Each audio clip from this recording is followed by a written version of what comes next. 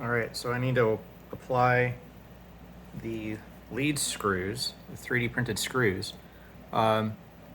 This one went on a little too easily, and so I had to, I printed one with a slightly smaller inner diameter, but now I have to use a vise to put them on. So I'm gonna use the vise, but I need to protect these little motor leads.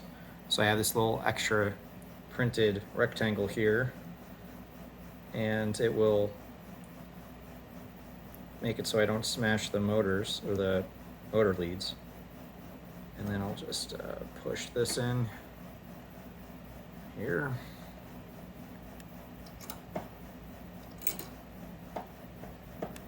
Okay. Let's see if that still works. A little quick little motor test here.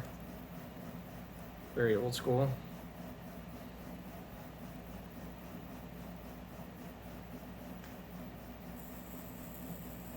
Okay.